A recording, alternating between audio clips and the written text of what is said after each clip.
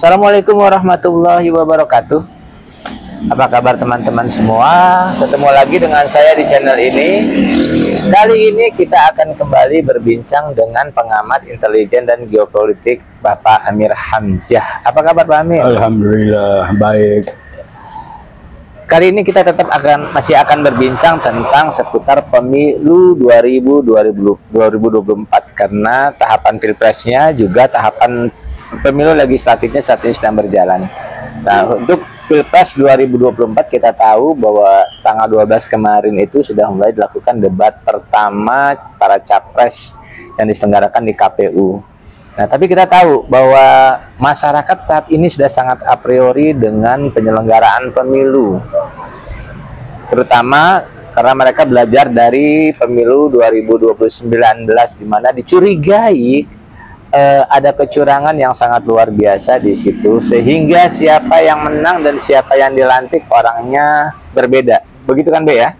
Nah, tahun ini pun dengan adanya putusan MK yang kontroversial yang membuat putra sulung Presiden Jokowi yaitu Gibran Rakabuming Raka yang masih 36 tahun dapat menjadi cawapres, orang mulai berpikir bahwa jangan-jangan pemilu 2024 pun akan kembali diwarnai kecurangan, sehingga mereka menganggap kalau pemenangnya memang sudah ditentukan, buat apa lagi ada pemilu, mengeluarkan uang triliunan rupiah untuk pesta demokrasi yang sebetulnya sudah diatur siapa pemenangnya. Nah, untuk itu kita akan berbincang kepada Pak Amir untuk mengetahui benarkah asumsi itu, atau sebetulnya asumsi itu hanya sekedar kekhawatiran belaka atau a priori belaka. Mari teman-teman kita berbincang. Pak Amir, bagaimana Bapak melihat penyelenggaraan pemilu 2024? Apakah kekhawatiran orang akan adanya kecurangan lagi itu real atau sebetulnya hanya kekhawatiran belaka? Ya, kalau kita lihat realitas dan berbagai perkembangan politik dalam agenda Pilpres dan pemilu 2024 ini kan kita melihat bahwa ada kelompok-kelompok politik, kelompok-kelompok kepentingan, artinya ada partai politik, ada juga kelompok kepentingan di luar partai politik, yang pada pemilu 2014 dan 2019 itu menyatu. Artinya mereka berada pada satu kelompok, Betul. yang akhirnya memenangkan 2 kali pemilihan pasangan Jokowi. Yang pertama dengan Pak Yusuf Kalla, pasangan keduanya dengan Pak Ma'ruf Amin yang berlangsung Ma'ruf Amin yang berlangsung sampai sekarang. Nah, akibat pergeseran itu menimbulkan masalah baru bahwa pada pemilu khususnya Pilpres 2024 ini kan mereka yang tadinya menyatukan terpecah. Terpecah. Ya, terpecah, apalagi terlihat bahwa kalau cuma 2 pasangan maka gampang kita membaca perpecahan itu. Tapi karena tiga pasangan, maka perpecahan yang dari tahun 2014 dan 2019 itu ada yang masih di nomor 2, ada yang di nomor 3, ada yang di nomor 1 gitu kan. Nah, tetapi yang kemudian kita tangkap dari terjadinya pergeseran dan perubahan sikap politik dari kelompok-kelompok yang tadinya menyatu sekarang berpisah, itu mengindikasikan bahwa ada di antara mereka yang sekarang terlibat dalam pemilu 2024 ini menyaksikan bahwa pemilu ini akan berlangsung dengan jujur dan adil, malahan dalam wacana mereka menimbulkan indikasi yang bisa kita tangkap bahwa pemilu 2014 dan 2019 itu hasilnya adalah dari sebuah kecurangan. Nah, inilah sebabnya maka masyarakat lagi melihat untuk apa kita mengikuti pemilu kalau kita harus menghasilkan sesuatu yang muncul dari kecurangan. Kecurangan yang dilakukan oleh sebuah rezim yang tujuannya bukan untuk memperjuangkan kepentingan nasional, tapi hanya untuk menyelamatkan seseorang, satu keluarga atau sebuah rezim oligarki kecil yang memang sengaja mereka bangun untuk menguasai seluruh sumber daya dan seluruh masyarakat Indonesia. Oleh karena itu kita lihat bahwa kalau kita lihat dari sisi kepentingan nasional, maka sekarang ini masyarakat tidak butuh pemilu. Karena masyarakat sudah tahu untuk apa kita pemilu kalau hasilnya sudah didesain sekarang kan dari luar negeri juga kita dengar banyak sindiran kan. Kalau pemilu di Amerika 2 jam kemudian udah ketahuan. Kalau pemilu di Inggris misalnya 1 hari kemudian udah baru ketahuan hasilnya. Tapi yang paling hebat itu pemilu di Indonesia. Pemilu belum dilaksanakan udah ketahuan siapa yang menang. Nah, inilah yang menimbulkan kecurigaan sekarang. Nah, kondisi ini lebih diperkuat, masyarakat tidak membutuhkan pemilu itu dengan makin maraknya suara kembali ke Undang-Undang Dasar 45 yang kemudian disusul dengan pemajulan Presiden Jokowi atau pemajulan rezim yang ada. Jadi dari sisi kepentingan nasional dengan mempelajari penyatuan kelompok-kelompok tertentu pada Pilpres 2014 dan 2019 yang kemudian mereka retak pada 2024 ini, dan keretakan mereka kan makin menimbulkan gaduh nih, ya kan? Betul. Sampai sekarang sampai istilah-istilah kecil saja menjadi problema konflik antar kelompok, seperti yang belakangan ini kan setelah misalnya kritik mengenai kenapa sampai seolah-olah dalam debat kemarin itu Anies tidak beradab karena tidak tahu balas budi bahwa dia bisa menjadi gubernur DKI Jakarta itu karena Prabowo dan lain sebagainya. Kemudian juga ada kata kotor yang dikeluarkan oleh Prabowo yang kemudian sekarang menjadi masalah. Akhirnya kita konflik hanya pada narasi dari kelompok kepentingan, sebenarnya tidak ada manfaatnya untuk rakyat. Iya betul. Ya kan? Apa sih misalnya kalau orang merasa bahwa Anies dianggap tidak membalas budi Prabowo, apa sih dampaknya untuk masyarakat? Kalau ada yang beranggapan bahwa Prabowo mengeluarkan kata kasar kepada Anies pun, apa sih manfaatnya atau kerugiannya untuk masyarakat? Kalau ada yang menyatakan bahwa Kaisang bingung mendengar wacana kampanye yang disampaikan oleh pasangan Ganjar, apa sih masalahnya untuk, kan nggak ada masalah apa-apa, masyarakat tidak merasa untung atau rugi dengan sikap Anies, sikap Prabowo maupun sikap Ganjar.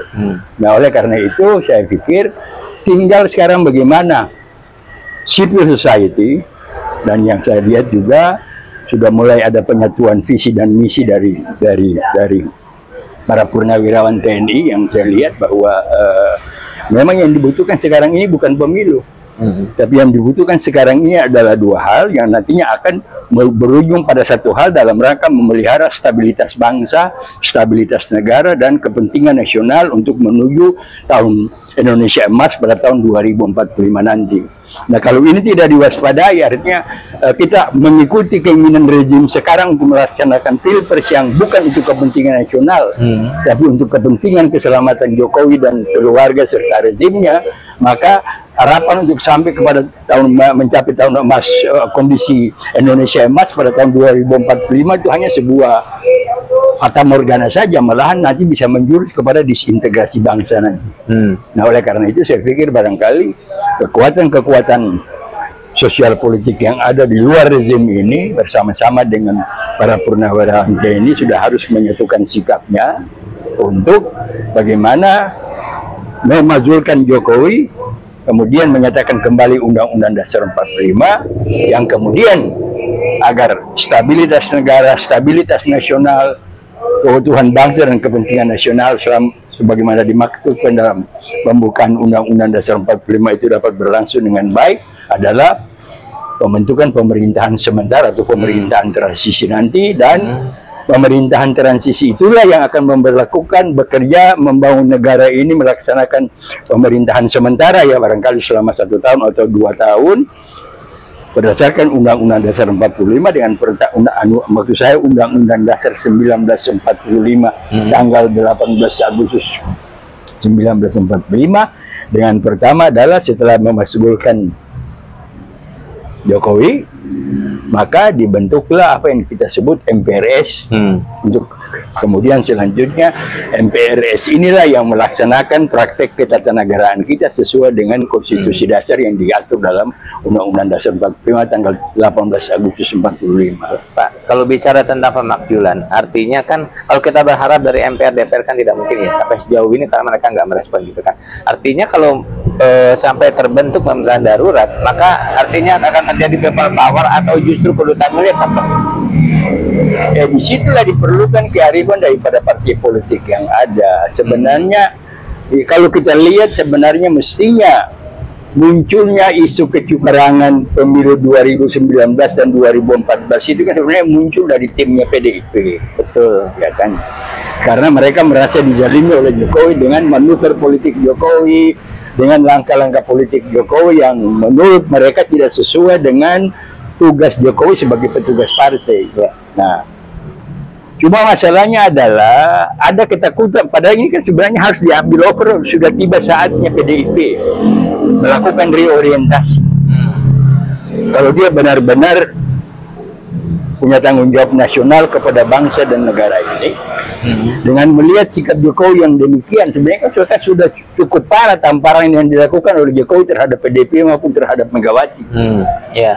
Dengan mendorong Kaisang menjadi ketua PSI, kemudian melakukan berbagai manuver yang tadinya dia mau mendukung Ganjar, tapi akhirnya malah dia mendukung Prabowo dengan menyandingkan anaknya dengan Prabowo. Nah, ini sekarang tergantung.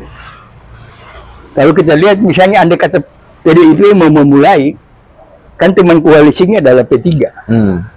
Kalau dia mau memulai misalnya seperti yang pernah mereka wacanakan usul interpelasi atau usul hak angket, bukan bakar lilin seperti yang kemarin. Betul. Ya kan? Sebenarnya bakar lilin itu kan kerja dari kader-kader PDIP. Nah, ini mau lari dari tanggung jawab tadi. Kalau itu sudah bisa, maka otomatis PKS, Nasdem, PKB kan bisa mendukung. Nah, kalau itu terjadi juga, maka dengan demikian DPD utusan daerah yang jumlahnya 136 orang bisa ikut, dan kalau kita kalkulasi sudah mencapai 2/3 suara untuk memajulkan. Jadi sebenarnya ada jalan konstitusional, tapi pertanyaannya kenapa PDIP dan koalisinya takut melaksanakan ini, padahal mereka tahu ada kebohongan yang dilakukan oleh Jokowi. Mungkin sama-sama pegang kartu tengah kali. Saya kira barangkali demikian gitu. Mungkin ada hal tersembunyi yang dari PDIP yang dipegang oleh Jokowi, ada pula hal-hal tersembunyi yang dipegang oleh PDIP tentang Jokowi. Dan ini kita melihat dari sampai sekarang Jokowi hanya punya keberanian untuk mengganti wakil ketua kepala BIN, tapi dia sampai sekarang kan belum berani untuk mengganti kepala BIN. Betul. Yang kita tahu bahwa kepala BIN ini kan secara emosional kan punya kedekatan yang sangat kental sekali dengan Ibu Megawati. Jadi saya kira itulah masalah, dan perkembangan belakangan ini dari kelompok-kelompok dukun pun sudah ada yang menyampaikan penyesalan secara terbuka bahwa selama ini mereka merasa apa yang dijanjikan oleh Jokowi kepada mereka tidak bisa direalisasikan sebagaimana mestinya. Maka saya lihat barangkali juga potensi Jokowi secara politik maupun secara spiritual sudah mulai menurun. Tinggal bagaimana kesadaran masyarakat sipil dengan dukungan para purnawirawan TNI ini bisa menghasilkan sesuatu yang saya bilang tadi, menolak pembatalan pemilu, mendorong diberlakukannya kembali Undang-Undang Dasar 45 tanggal 18 Agustus 1945, kemudian memajulkan Jokowi, dan tentunya dalam pemerintahan harus berjalan, maka perlu dibentuk pemerintahan transisi. Ya, manuver Jokowi ini sendiri memang sebetulnya menimbulkan sesuatu yang menarik ya, Be, ya. Karena ketika 2014 dan 2019 Jokowi berhadapan dengan Prabowo, para pendukungnya semua menuding Prabowo sebagai pelanggar HAM berat, dan mereka nggak bisa mentolerir itu. Tapi ketika sekarang Jokowi mendukung Prabowo, pendukungnya yang dulu menuduh Prabowo malah mendukung dan seolah-olah mentolerir, bahkan seolah memaklumi. Pergeseran tadi tadinya lagi yang menimbulkan konflik dan kegaduhan sekarang ini. Iya, betul. Kan ada pergeseran. Pertama, Jokowi meninggalkan PDIP. Iya. Kemudian orang yang tadi mendukung Jokowi tapi menghantam Prabowo, sekarang orang menyatu kan? Betul. Jokowi menyatu dengan Prabowo. Kelompok-kelompok kepentingan yang tadi hanya mendukung Jokowi, sekarang kan balik juga mendukung Prabowo. Nah, ini kan berarti kan ada sekelompok orang, sekelompok elite, baik di partai politik maupun di luar partai politik, atau gabungan antara orang-orang non politik dengan para politisi dari partai politik yang hanya ingin menikmati kekuasaan aja sepanjang masa. Betul. Termasuk buzzer-buzzernya kan pindah ke Prabowo semua ya, termasuk Ade Armando gitu kan. Nah, ini barangkali faktor-faktor yang harus kita siasati sehingga kita harapkan untuk bisa mendorong bagaimana masyarakat sipil yang sudah mulai menyatu ini dengan purnawirawan TNI. Oleh karena itu saya pikir barangkali sudah saatnya orang-orang seperti Pak Gatot Nurmantio, orang-orang seperti Sri Sultan Hamengkubuwono, orang-orang seperti Rizal Ramli, dan tokoh-tokoh politik lainnya sudah mulai bisa berkumpul untuk mencapai sebuah konsensus nasional dalam membawa tuntutan masyarakat yang sudah makin hari makin kental ini tentang bagaimana memberlakukan kembali Undang-Undang Dasar 45 yang secara otomatis ketika itu diberlakukan, maka Jokowi dengan rezim yang ada ini kedudukan mereka bakal demi hukum, sehingga melalui proses itu akan terbentuk MPR, MPRS, dan MPR itulah yang akan menjadi lembaga tertinggi negara berdasarkan Undang-Undang Dasar 45 untuk menyelenggarakan pemerintahan negara ini menuju kepentingan nasional sebagaimana yang dimaktubkan dalam pembukaan Undang-Undang Dasar kita. Pak, yang menarik gini, kalau memang ada kecurangan, kita tahu nih, selama 2 kali pemilu atau 10 tahun terakhir ini, yang menang adalah PDIP. Nah, sekarang ini dengan bergesernya Jokowi ke Prabowo, Bapak melihat kecurangan ini nanti untuk siapa? Apakah akan menguntungkan Ganjar dengan Mahfud wakilnya, atau justru sebetulnya akan menguntungkan Prabowo dengan Gibran, anaknya Jokowi? Karena memang sekarang Jokowi sudah di sana, dan kita tahu di belakang Jokowi itu ada oligarki. Itu dilaksanakan kan indikator kecurangan 2014 dan 2019 itu kan muncul ketika Pak Andika Prakasa dari PDIP diwawancara oleh salah satu media kan. Jadi pada tingkat pertama yang akan rugi itu adalah PDIP. Oke. Nah, tapi kemudian yang untung itu belum tentu Prabowo, belum tentu Ganjar. Yang untung itu adalah Jokowi ansih dengan keluarga dan rezimnya.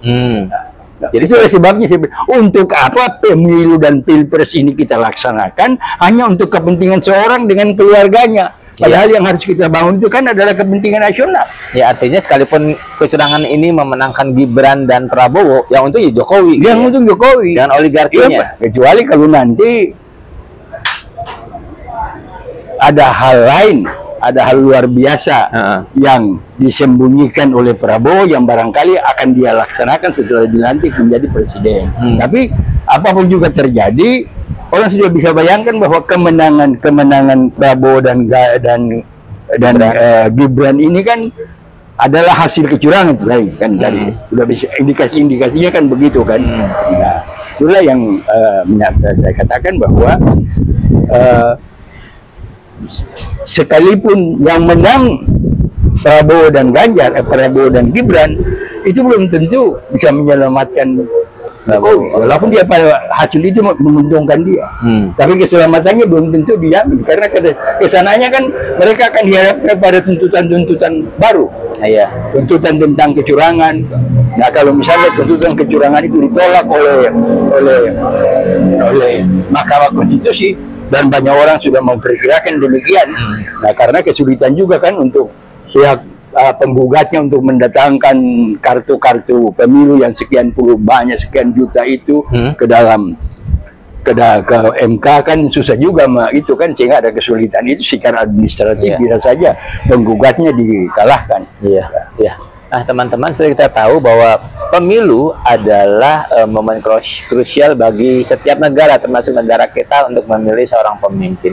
Tapi ketika pemilu direkayasa untuk memenangkan satu tokoh, itu akan menimbulkan resiko yang sangat besar. Seperti yang kita tahu sekarang, tahun 2019 sebetulnya banyak yang mencurigai bahwa yang menang sebetulnya bukan Pak Jokowi.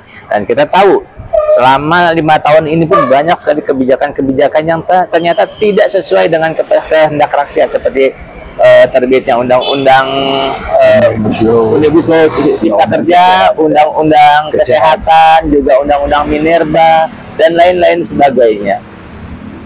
Nah, apakah harapan masyarakat ini agar pemilu tidak dibutuhkan ya, Pak, bisa berjalan, atau sebetulnya pemilu ini akan terus berjalan?